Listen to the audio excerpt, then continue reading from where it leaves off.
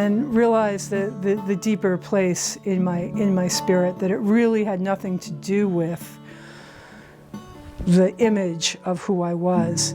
That's what Ganasini means. The yogi gave me that name all the years before, I think around 2000, I believe. We changed my name to Ganasini. My name change to Ganasini happened within Standing Wave in about the year 2000. The yogi had used that name quite a bit in our classes, in our studies. Ganasini is a female aspect of the Hindu god Ganesh. And, for those of you that know about Ganesh, Ganesh is the remover of obstacles in the Hindu religion. And so Ganasini is the female aspect of Ganesh, one of the names for the female aspect of Ganesh. And the name so resonated for me. He would talk about the yogi would talk about the power of beingness as opposed to doingness. And I would just cry every time I heard that name, Ganasini, and realized that this was something that I really needed to work on in my own sense of who I am. There was a place where I very much identified with my doingness. I was Peggy the teacher. I was always very much that was who I was. And there was a realization that there was something more than that, and that it wasn't really who I was. It was something that I do and that I enjoy, but not really who I am, and that who I am is something much deeper than what I do, as is true for all of us. And so when he offered me the name Ganasini, it was with that idea that every time I hear it, I would be reminded that I'm not what I do. I am myself. I am the beingness of who I am, and that's enough. There's a power to that in and of itself. And so I took the name Ganasini, and yeah, it was, to the years later when I had to stop teaching, it came up very strongly that, I'm not the yogini is not who I am. It's what I did. And to not need to be identified with what I do any longer, but to really go inside and to just feel the beingness, and for that presence to be enough. And so I still play with that. That's why when I left the path, I never changed my name back to Peggy, because I still feel like I need that reminder constantly that I'm enough in just my beingness without identifying with what it is that I'm doing in the world, in a profession or whatever. And so, at that point I had left Standing Wave, I had left my teaching, the teaching of yoga. I was still teaching at the charter school, but my life opened up to, wow, what's next? I really don't know. There's definitely more space in my life without Standing Wave. And in that space, I met Mike, my current husband. About 9 years that we've been together now. And it really felt like that space was open enough for us to come together. And we've spent the last 9 years getting to know each other. We've been married for just officially married for 2 years. We've been living together, going back and forth between our places for several years, and then I finally kind of just moved in with him here in Whitethorn, I don't know, maybe 4 or 5 years ago, something like that. I've been here more full-time, and we're as opposite as a couple could possibly be in every way, politically, just in every way. We're just complete opposites that attract in such a strong connection in the love that I'm just amazed. And it's just been this wonderful exploration of non-judgment for me, as I have really had to learn to not judge him. I'm still really working on that. Sometimes it's very, very difficult. But I think that's why for me, that was the gift of why we came together, was I clearly needed this lesson. And so the universe gave me this wonderful man who is just the kindest, most delightful, wonderful man that I've ever met, who couldn't be any more different from me than he is. So that's been really, really, really lovely being with him. And he bought this crazy old whitethorn store that we are working on now. This is our place here. We're built an apartment in the back of the store. The vision was to have an Airbnb here.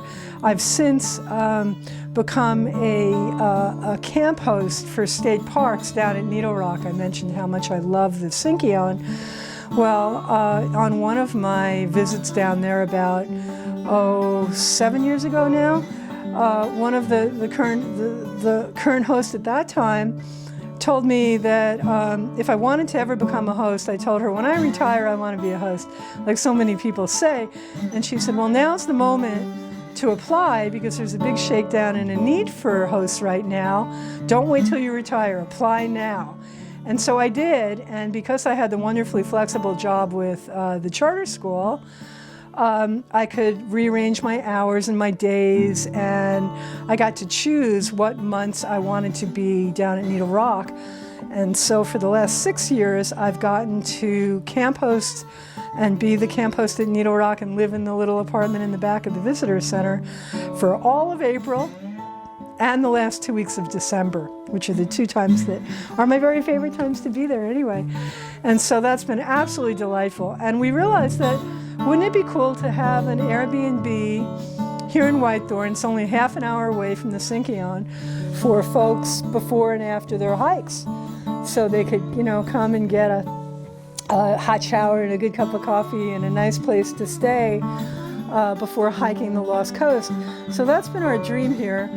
We're not really sure if that's going to manifest at this point or not. We've been working on just cleaning up the enormous mess that was here when we bought the property, and making first our own living space, for that to come together.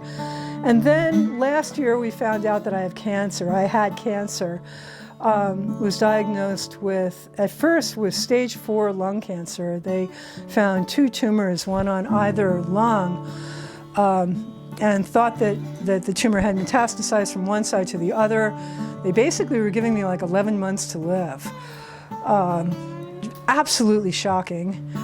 But as it turned out, that diagnosis was wrong.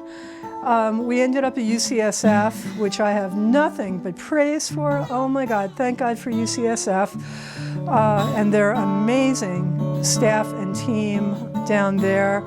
And their tumor board, one of the docs, a pulmonologist on their tumor board, looked over all of my stuff and called up here one day and said, I don't think that diagnosis is correct, because cancer doesn't jump from one lung to the other. It doesn't jump around in the body, and we don't see a trail of cancer in between the 2 tumors. I want you to come back down here immediately, and I want to biopsy the other lung. And sure enough, the guy was right, and I had 2 independent tumors that were growing separately, 2 different kinds of cell cancers. They were amazed. They had never quite seen anything like it. They weren't sure even how to address it, beside removing them, which they did in 2 different surgeries about a year ago. Last May and last June, I had 2 surgeries that removed them in the midst of COVID. It was very difficult, as you can imagine, being in the hospital without Mike being able to be with me, no visitors, just had to go through it by myself with his support from afar. And then chemotherapy. And now they tell me that I'm cancer-free, yay. I have to have CAT scans every 3 months. And I'm feeling really good. They removed half of one lung and a third of the other lung, just short of me having to be on oxygen tank. Where my lung capacity is just short of that, but I'm able to be pretty functional. I'm still camp hosting down in the Sinkion, which is really just my love to get to be at Needle Rock. I was just there for all of April. I got to hike around. And as long as I'm not carrying a heavy backpack up a steep hill, I don't know if I'll ever get to do that again. But I can walk around down there and basically I'm just fine. I feel vital and I feel healthy. But we realize that, you know, it might be biting off a little more than we can chew to do the Airbnb. We'll see. They say that after about a year, 18 months, if the cancer hasn't come back by then, my chances are pretty good of having many more years. So we're kind of in a holding pattern, waiting to see what happens before we make a commitment to anything real big. In the meantime, we're just working on our own space here. I'm retired from the charter school last year, and really, you know, do I miss the kids? Yes, I do. I miss having children in my life, but I have a wonderful granddaughter. I'm very close with Bryce and his wonderful wife, Leah, and they're absolutely amazingly adorable. My grandchild, Reiko, Jean, Simone, Iris, moved back from Oakland to Eureka, and they're about to move to Arcata. So I spend quite a bit of time with them and absolutely adore my granddaughter, and she's just the love of my life. Any moment I get to spend with her is such a blessing. And yeah, it's sort of, it's enough, you know. I get to play with other people's kids and enjoy my granddaughter. I'm very, very close with a senior who lives in our assisted living in Garberville Hospital named Manuel. We call him Manny. He's turning 95 this year. He's like my surrogate dad. He's kind of a spiritual guide and a very, very dear friend. And like I said, he's like my father. I spend as much time with him as I possibly can. He's very, very important in my world. And so I've got my family and a lovely place to work on here. We've got an orchard and a big garden, and I get to just kind of do my own yoga these days and get to just be of service where I can. That's important to me. I so love this community and want to be able to give back whatever I possibly can. I felt a shift in my activism.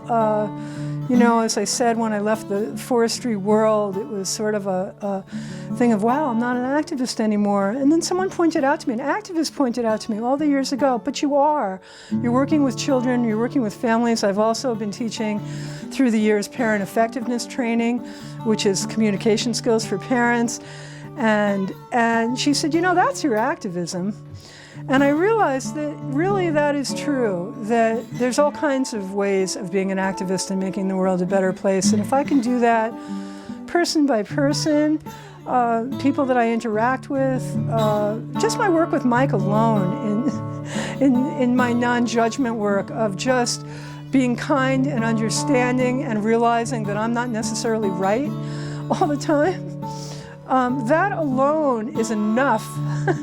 It keeps me busy on my spiritual world, and I feel that is enough activism for me to make the world a better place, starting right here with my personal relationship and my relationships in the community. So that's what's important to me, and that's what I get to do. I'm just so grateful to be part of this community. Yeah, I'd also like to mention, I think I mentioned briefly that I have stepdaughters, Sibel and Jessie. They both live up in northern Humboldt, and they have children too, so I have step-grandkids. Jessie has little Esme, who's 7, and Sibel has twin boys, Paolo and Julian, who, when Bryce moved to Arcata, he lived with them and helped to raise those little boys.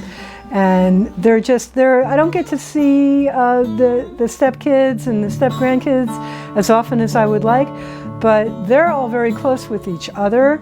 Bryce and Sibel and Jessie all hang together up in North County, and I'm just so pleased that they have their little tribe of siblings up there, and I just love them all to death, and they're just wonderful people. And it's just so heartening to me to see that they've remained close through these years. Sibel and Jesse particularly really helped me to raise Bryce, and then Bryce helped Sibel to raise Paolo and Julian. And as adults, they're all very close.